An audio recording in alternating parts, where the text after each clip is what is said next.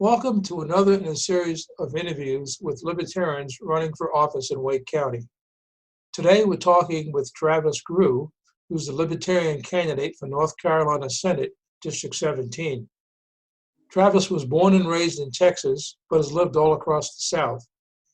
He earned a bachelor's degree in communication arts from the University of West Florida. Being Texas born and bred, Travis understands the value of independence and raising a family in a free society. He's the father of two, a loyal friend, and a businessman in Cary. Currently, he works in the transportation logistics industry as a pickup and delivery driver for a major trucking company. And he's been very busy during this COVID crisis, delivering supplies to essential businesses like hospitals and grocery stores. Travis, welcome. Nice to have you with us. Let's start with the first question that most people ask candidates. Why are you running for office and what motivated you to seek a seat in the General Assembly? Well, thank you for having me, and great question. I am motivated because I want to help people. I see the direction that we're heading with government regulations getting stronger and stronger and stifling private businesses and limiting school options. And I believe that I can make a change if I am elected and help to free up some of these regulations so that we can live the way we want to, so long as we don't hurt anyone or steal their stuff. Very good. On your website, you list three of your key issues: greater education opportunities, more consumer choice, and housing affordability. Let's talk about the first one, the educational opportunities. Any specific details you'd like to share on that issue? Yes, absolutely. Well, I am a school choice supporter, which basically what that means is I believe that the money should follow the students, the money should follow the kids, and that the power should be in the parents' hands. They should be the ones making the decisions for their kids. The teachers should have more say-so in their class sizes, and there should be more options. If the public school system is not working for your family, there should be more options. And there is a group of people trying to limit your options. So I am fully support of school choice. Great. And what do you have to add? Let's talk about consumer choice. I think you're specifically addressing the ABC system. Yes, absolutely. The ABC system is a three-tiered system that is very deep in the state. The state basically controls the shelf space for the liquor industry, and you can only buy your liquor in state-run ABC stores. So they basically stifle businesses who may have a good product, but they don't have shelf space because they're not approved.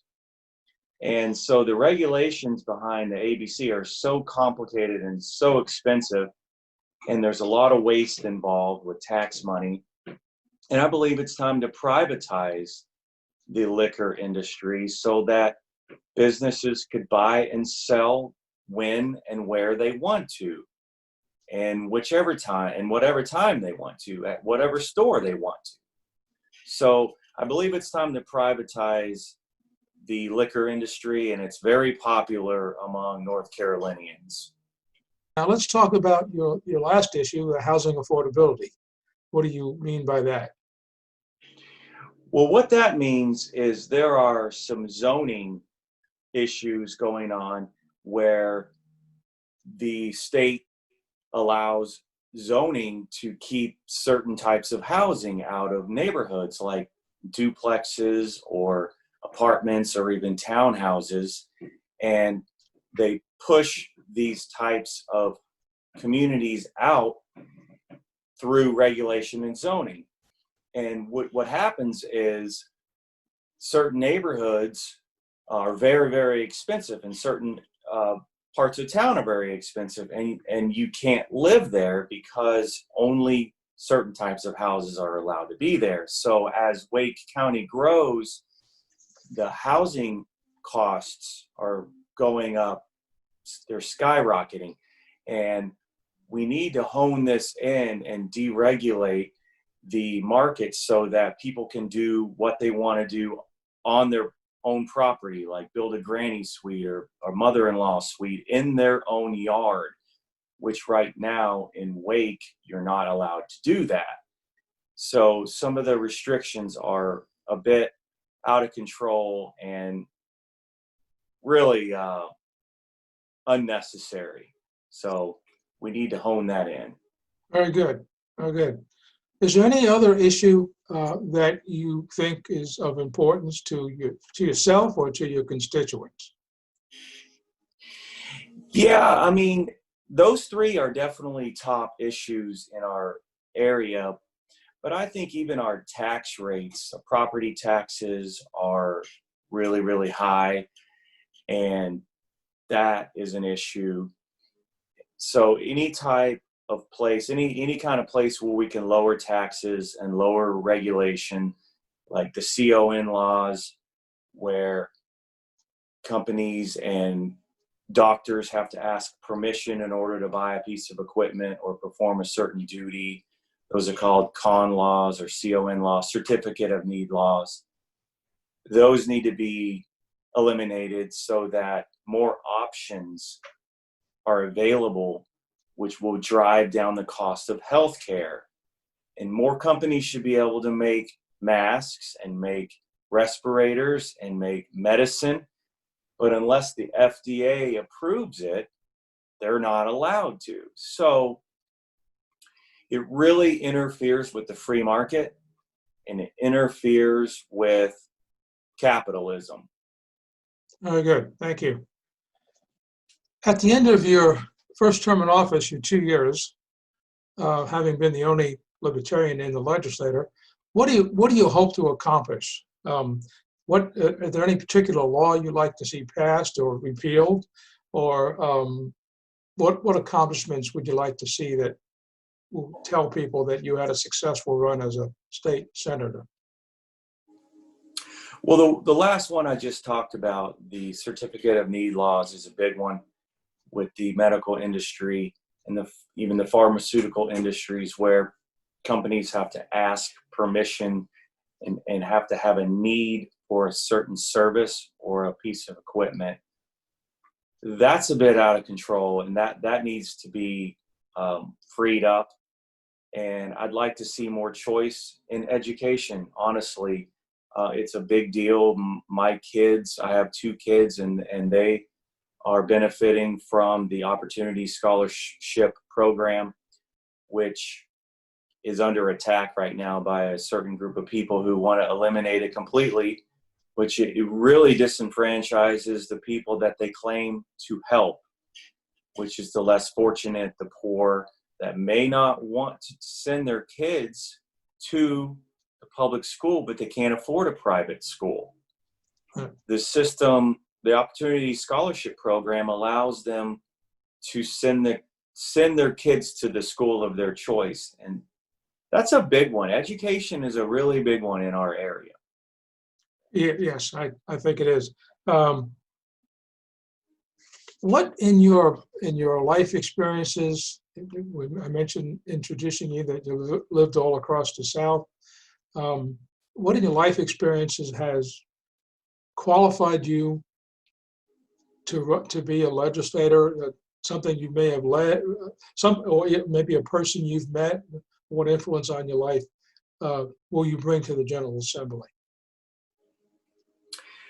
Well, I would say I'm probably more qualified than about 80% of the people that are currently in the General Assembly, by the simple fact that I'm passionate about certain subjects, just like they are. I am not an attorney, but that's not a prerequisite for being in the General Assembly. I'm qualified because I'm an American and I'm allowed to run for office and I'm allowed to care about causes and I'm allowed to help people. And unfortunately, government is too big, too intrusive, and oftentimes they hurt the ones that they claim to help. And also, Joe Jorgensen likes to say something a lot along those lines as well, but it's true. Sometimes the government's best intentions actually hurt the ones that they want to help, but they hurt them instead. Yeah, that's Joe Jorgensen, who is the Libertarian candidate for President of the United States, for those of you who are listening to me and know that. Okay, can you talk about any person that may have influenced you in your life to either do what you're doing now or become a libertarian? Any particular individual or an experience that you may have had? Well, I've always been interested in politics, and I've always been libertarian, but didn't really know what a libertarian was, honestly, maybe because of I never heard the message or poor messaging or something until about 2015 when I switched parties. And when I started exploring the Libertarian Party of North Carolina, I ended up running into a gentleman named David Ulmer and Brad Hessel. And those two folks actually grafted me in to the Wake County Libertarian Party, and I can't thank them enough. They really helped me to get grounded and to understand what running for office means, why we run for office, and we've really done a lot of training on messaging and delivery, and really explaining to people what a libertarian is. Because like myself, I never knew what a libertarian was. I was always libertarian minded, but didn't register as a libertarian until I understood it and I got it. Does that make sense? Yes, it makes absolute sense. And speaking about being a libertarian, when you're elected, you'll be likely to be the only libertarian in the General Assembly. So you'll be a minority of one. How do you think do you think you'll be able to accomplish anything? How are you going to operate in a General Assembly that'll be essentially dominated by probably one of the two major establishment parties? Well, that's a great question. I feel like I'm a uniter. When I ran for House back in 2018, we ran the most cordial, friendly campaign of anyone else in North Carolina, and people were commenting on that. And at the end of our race, I'm still friends with the Republican, and I'm still friends with the Democrat, and have their, names and numbers and Facebook information, and we're friends. If I see them out and about, we say hello. And there's a way to be tripartisan and work with three parties. If I'm the only libertarian in General Assembly, there's a way to be tripartisan and pass bills based on common sense and based on the need of our community. And I believe I'm a uniter, and I believe I'm good with people and am able to see both sides. So. Exactly. As a libertarian, we can find common ground with just about any other political persuasion. Very good. Good point. Right. That's a good word for it, is common ground. Let's find common ground rather than differences that we're going to attack each other on. That doesn't go anywhere.